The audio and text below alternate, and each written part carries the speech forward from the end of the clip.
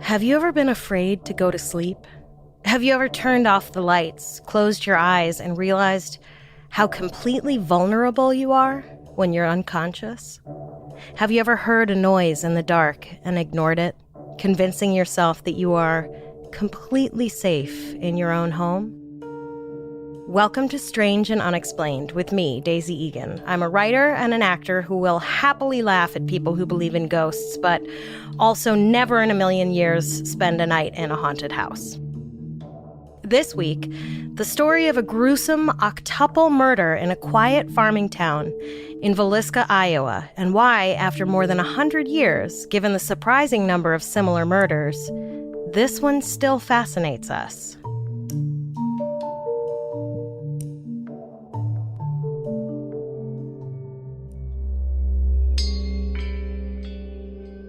On November 7th, 2014, at 12:45 a.m., 37-year-old Robert Stephen Lorson Jr. desperately called his friends for help. His friends were just outside the house, and when they ran in to help Robert, they found him lying on the floor, bleeding from a stab wound in his chest. There was no one else in the room. Robert had stabbed himself in the chest. It wasn't a suicide attempt, as far as anyone knows. After surviving the incident, Robert has refused to make any statements about what happened to him that evening and what compelled him to stab himself. He says he's remaining silent out of respect for the family. Which family Robert meant is up for interpretation. He could have been referring to Darwin and Martha Lynn, who owned the house he was in when the incident occurred, or maybe his own family. But chances are the family Robert was respecting was the Moore family, which is strange considering the Moore family had all been dead for over 100 years at that point. In fact, Josiah and his wife, Sarah Moore, had likely died in the very room in which Robert had stabbed himself. But how did Robert know about the Moores? And what made him stab himself in their bedroom more than 100 years after their deaths? On the morning of June 10th, 1912, in the tiny town of Villisca, Iowa, Mary Peckham noticed her next-door neighbors, the Moores, hadn't been outside yet. It was 7 a.m. There were chores to be done, but the Moore house was eerily still. Mary knocked on the door and got no answer. She tried opening it and found it was locked. Something was definitely not right. She let the Moore's chickens out and then called Josiah Moore's brother, Ross. When Ross arrived, he knocked on the doors and windows, yelling to try to rouse someone inside. Failing at that, he used his own key to let himself in. He crossed through the silent parlor and into the downstairs bedroom, where he found the bodies of two small children, partially covered by blood-stained sheets and a gray coat. He told Mary to call the sheriff and wisely left the house. I'm sure he knew that whatever was in the upstairs bedrooms was not something he wanted to see. City Marshal Hank Horton arrived on the scene with doctors J. Clark Cooper and Edgar Howe, and Wesley Ewing, the minister of the Moores Presbyterian congregation, followed shortly by the county coroner and another doctor, Dr. F.S. Williams. What they found inside the Moore house was, to put it mildly, a fucking nightmare. And I'm going to pause here to say, if you're at all squeamish about violence, especially to children, you should stop here. All 6 members of the Moore family and 2 other children who had spent the night had been murdered in their beds while they slept. The scene was horrific, bloody, and confusing. According to what the team could put together, someone came into the house through an unlocked door. They removed the chimney on a lantern and bent the wick so that when lit, it would only give off a faint light. Enough to see by, but not wake anyone. They picked up Josiah's axe and silently moved upstairs. The killer most likely started with Mr. and Mrs. Moore, striking Josiah first and Sarah after him. I don't know how the investigators were able to determine which one of them was struck first, but you know me, not a forensics expert. They did know for sure that whoever had done this had gouged the ceiling above Mr. and Mrs. Moore's bed as they wielded the axe. The killer then went down the hall to the next bedroom. There, 11-year-old Herman, 10-year-old Catherine, 7-year-old Boyd, and 5-year-old Paul all slept. One by one, the killer struck them on the head with the axe, killing each one before they had a chance to realize what was happening. Next, the killer went downstairs to where 8-year-old Ina and 12-year-old Lena Stillinger, the Moore children's friends, were sleeping.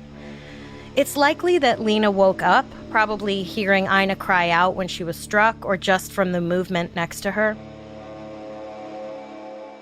The way Lena's body was situated led the investigators to believe that she had woken up either before she was struck or after a non-lethal blow and had squirmed down the bed, possibly trying to get away. Why else, investigators thought, would her nightgown be rolled up above her waist, exposing her bare downstairs region? Look, she was 12. This is really hard to talk about. There are images I just don't feel like invoking of a murdered 12-year-old girl. Lena had a blood stain on her thigh and what investigators thought was a defensive wound on her arm. What's incredible to me about that is how in the world anyone could tell one bloodstain from another. I've said this before and I'll say it again, I've never hacked anyone to death. So far be it from me to say decisively what the aftermath of something like that might look like, but I'm fairly confident it's incredibly messy. Like, blood everywhere. The description of what this person did to these poor people brings to mind the term bloodbath. I don't know how any bloodstain could be differentiated from any other bloodstain. Turns out, surprise, surprise, investigators were most definitely wrong about how and why Lena's body was found in the position it was. And I'll get to that, but I'm honestly trying to put it off as long as I can because it's awful.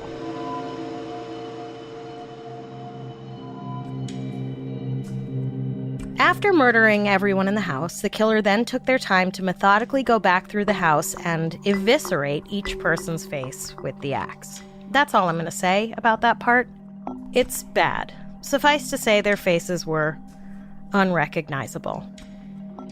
After that was done, the killer took the time to cover each victim's face, either with sheets or clothes. Then they covered every mirror in the house, which was a pretty common practice when someone died in a house.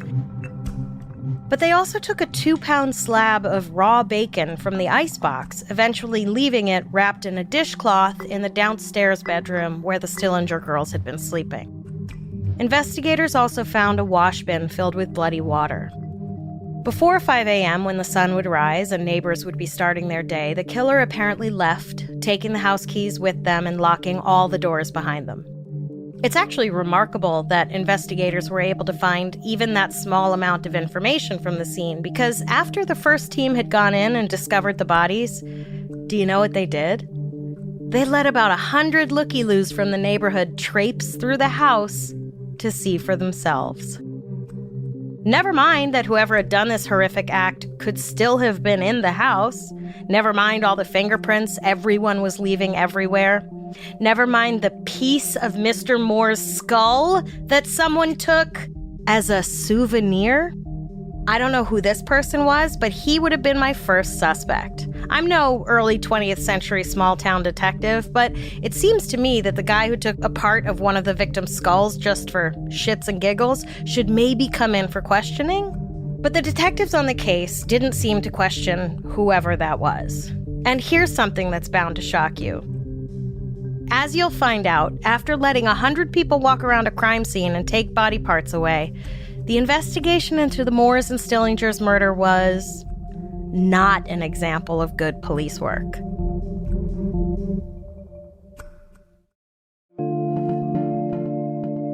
Police found very few clues at the crime scene. It may be because whoever had committed the crime was exceptionally thorough in erasing any trace of himself, or because half the town came trampling through the house like a herd of sweaty, red-faced white guys headed for the all-you-can-eat buffet at Sizzler.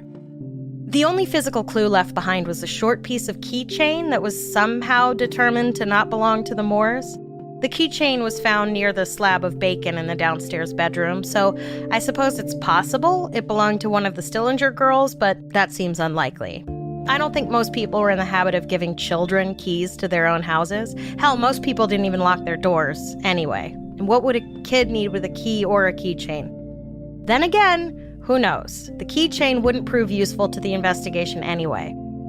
Honestly, it seems like investigators had literally nothing, so anything they did find, they were like, huzzah, look at this! So they had nothing. No fingerprints, no footprints, nothing.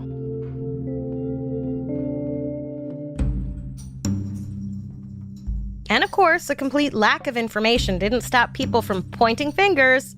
The first suspect the people of Villisca, Iowa zeroed in on was Frank Jones, respected member of the local Methodist church, owner of a farm equipment business, and state senator.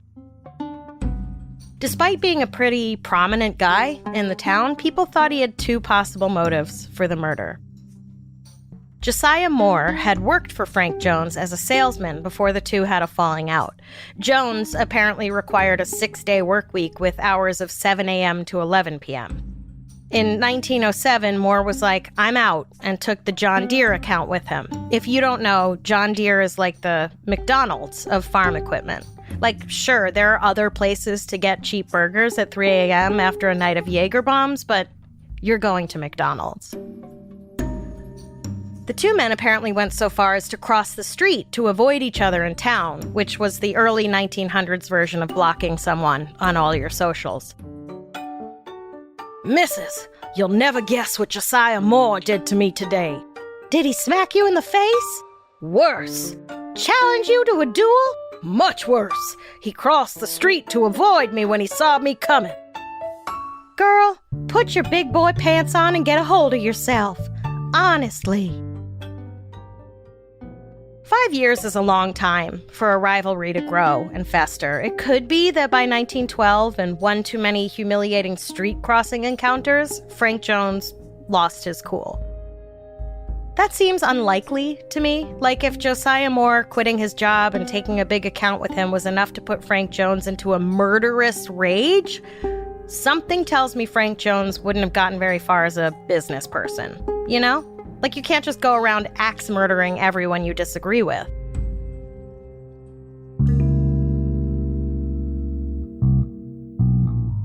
The other motive that townspeople believe Frank Jones may have had were rumors that Josiah Moore was having an affair with Jones's daughter-in-law, Donna. According to switchboard operators, Moore called Donna a lot. Like, a lot. And even though it was the Midwest, in my mind, all switchboard operators sounded like they were from Brooklyn, so it probably went like this. Ooh, Dolores, guess who's calling Donna Jones again? That cad, Josiah Moore. You know it. He told her he saw her ankles when they were in church. Oh my God, her ankles? What a slut. Anyway, the switchboard operators claim to have heard Donna telling Josiah it was safe for him to come over. And not for nothing. According to those switchboard operators, one of them heard a fight take place at the younger Jones household one night when the phone was kicked off its cradle. Apparently, Mr. Jones had come home to find his wife, Donna, in a compromising position with another man. And sure, that's some pretty damning information, but there's really no evidence to back it up. All there is some switchboard operators claiming to have heard things.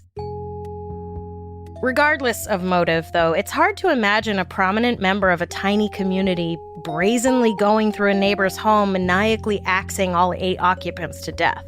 Not that a prominent person isn't capable of something like that, just that the risk of being caught seems a bit high. Also, he was 57. And I know 50 is the new 30, but in 1912, 50 was basically the new 80.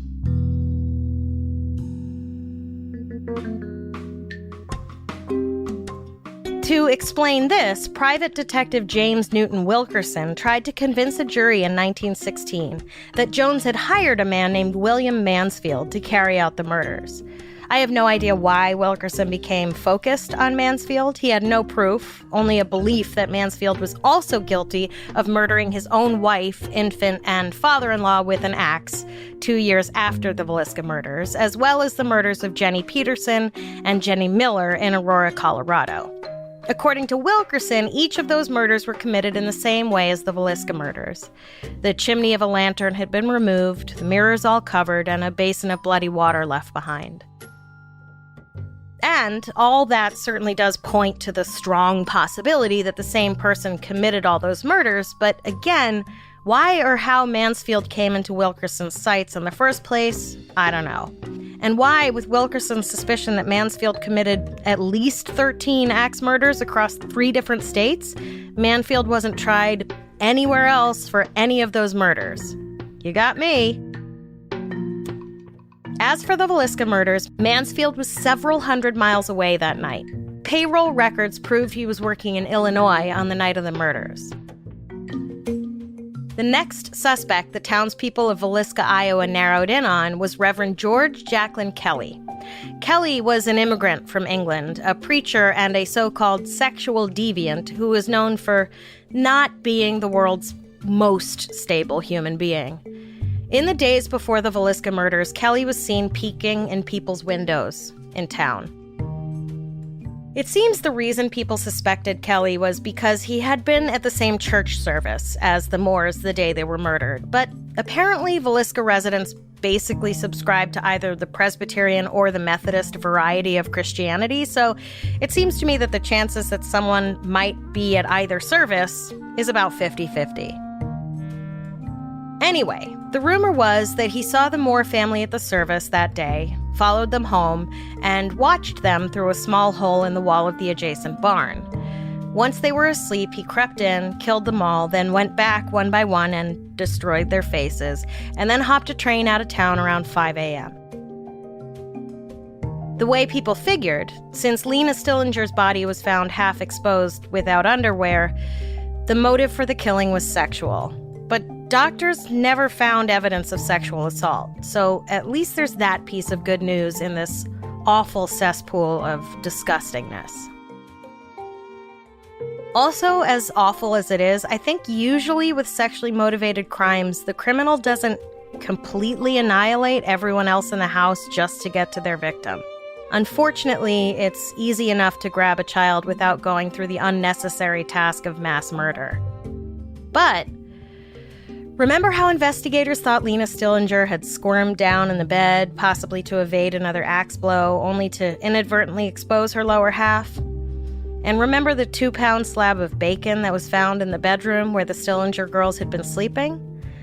The theory became that Kelly posed Lena's body after killing her, or just took advantage of the position she had gotten herself into before he killed her, and then used the bacon grease as a personal lubricant while he pleasured himself after killing everyone in the house. I can't. Kelly admitted to taking the 5 a.m. train out of Villisca that morning, and an elderly couple came forward and said that Kelly had dropped bloody clothes off at the laundry they owned a few towns over. But both Kelly and the elderly couple later recanted these statements.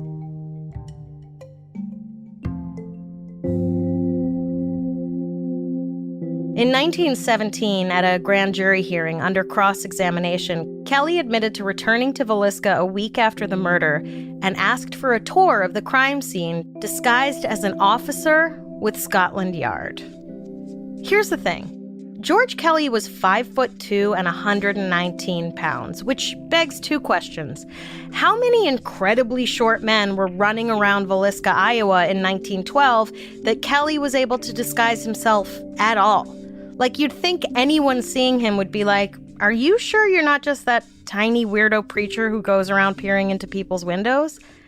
I could see himself disguising himself as a child, maybe. But an officer from Scotland Yard?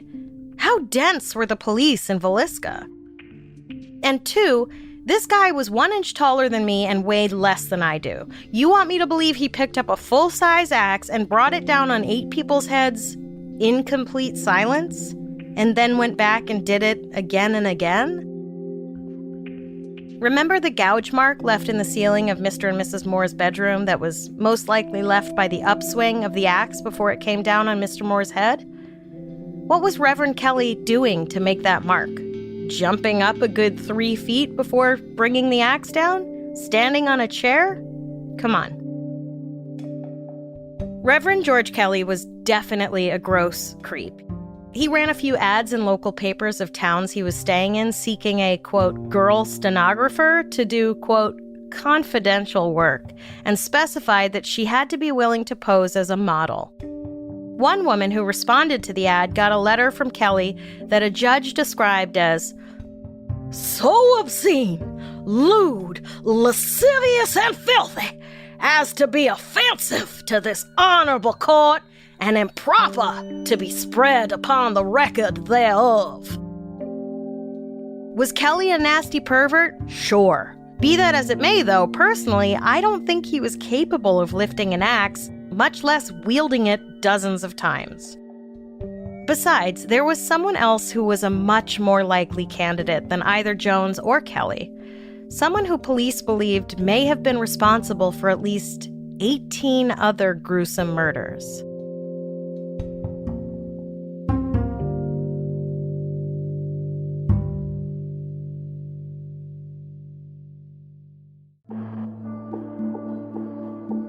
Turns out between 1911 and 1912, there were upwards of nearly 24 victims of at least 10 incidents in which one or more people were killed in their home with an axe. The murders ranged from Washington State to Illinois. They were close to railroad tracks, and the victims were all likely asleep when the murder took place. In a piece about the Villisca murders in Smithsonian Magazine, author Mike Dash notes that Rollin Hudson and his, quote, unfaithful wife were murdered in Paola, Kansas 4 days before the Moore family was murdered in Villisca. Now, why it was important to point out that Hudson's wife was unfaithful, I have no idea. It doesn't seem to be pertinent to the story at all. Like, I could understand if they discovered that in every case the murdered wife had been unfaithful. Maybe you could try to point to that as motive, but it seems like this one woman was called out after she died, which just seems, I don't know, unnecessary? Anyway. There were some weird similarities in some of the murders. In some, but not all of the murders, the murderer covered the victim's face with cloth, washed up in a basin, and had lingered in the house after the murders. In 2 cases other than Villisca, the chimney had been removed from a lantern and the wick had been bent. In all but one, an axe was used. Special Agent Matthew McClowry noticed, in September of 1911, just 5 months after a man named Henry Moore, no relation to the Villisca victims, had been released from a prison in Kansas on a forgery charge, the murders began with a family of 6 in Colorado Springs. The string of similar murders continued until 1912, when Henry Moore was arrested after murdering his mother and grandmother with an axe. After that, according to McClowry, the murders stopped. That definitely doesn't look good for Henry Moore. According to Mike Dash of the Smithsonian, though, Henry Moore isn't considered a good suspect anymore, if only for the fact that it's rare for a serial killer to end their spree with their own family. And his motive for killing his mother and grandmother was to get the deed to the house. But I don't know. It seems to me someone capable of murdering their own mother and grandmother for the deed to a house might also be capable of going on a killing spree just because. Who knows? Maybe he was angry and took it out on people in houses because he didn't have one of his own. Of the prominent member of the small town, the tiny preacher/pervert, and the guy convicted of killing his mother and grandmother with an axe, I'm putting my money on the axe murderer as the culprit for the axe murders. For 80 years after the murders in Villisca, people lived in the Moore home and never reported anything weird. But in 1994, Darwin and Martha Lynn bought the house, restored it to look like it would have in 1912, and opened it as a museum, complete with a garish sign out front that reads, "The Villisca Axe Murder House," in drippy blood lettering.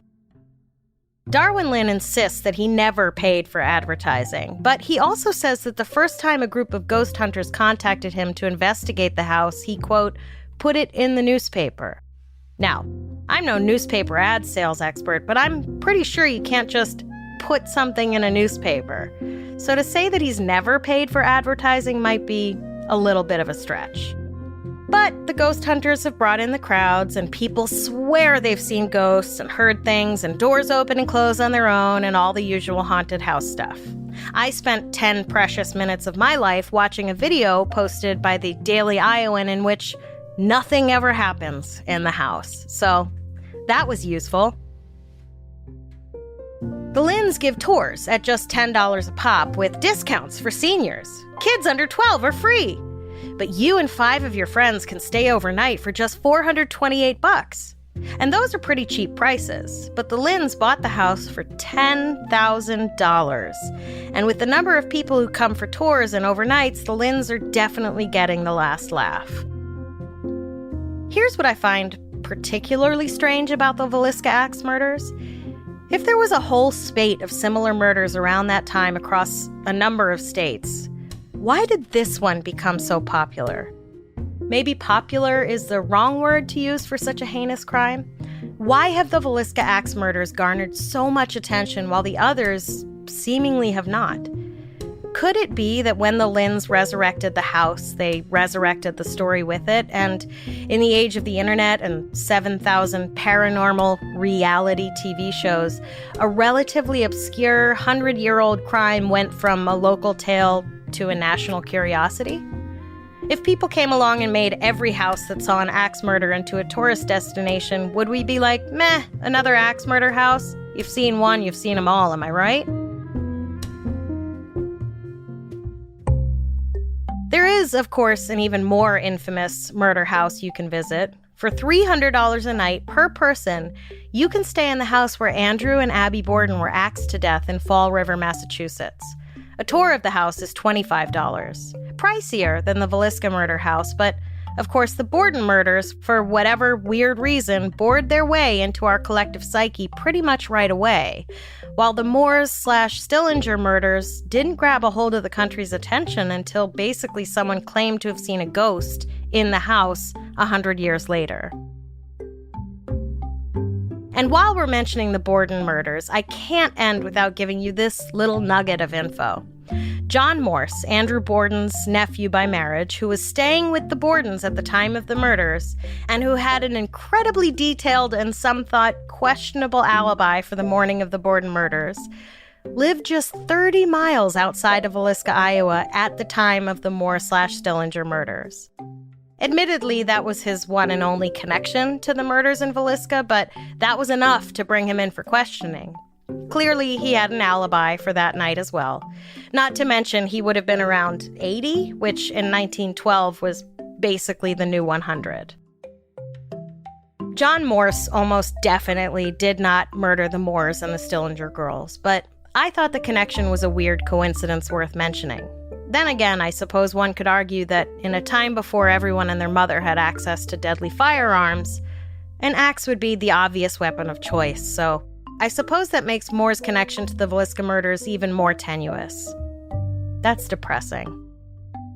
Do I think that some malevolent force compelled Robert Steve Lorson Jr. to stab himself in the chest in the Moore's bedroom that November night in 2014? No. I suppose one could argue that it's Darwin and Martha Lynn's fault. After all, Lorson wouldn't have been standing in that room if the Lynns hadn't decided to capitalize on the murders of 8 innocent people. But who am I to blame someone for turning tragedy into a money-making opportunity? Have I thanked the sponsors for this show yet?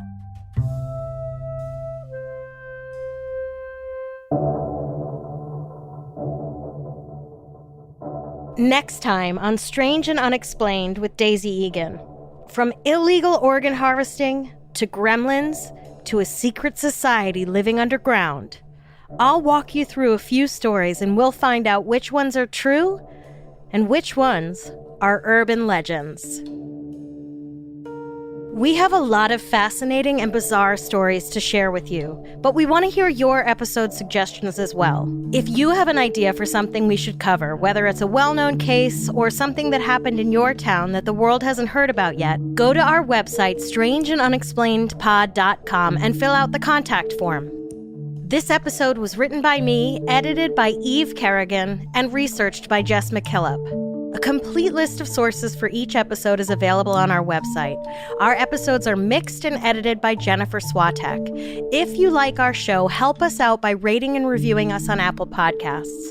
Follow us on Instagram and Twitter. We are at SNUPod. And check out the Strange and Unexplained with Daisy Egan Facebook group to join in the conversation.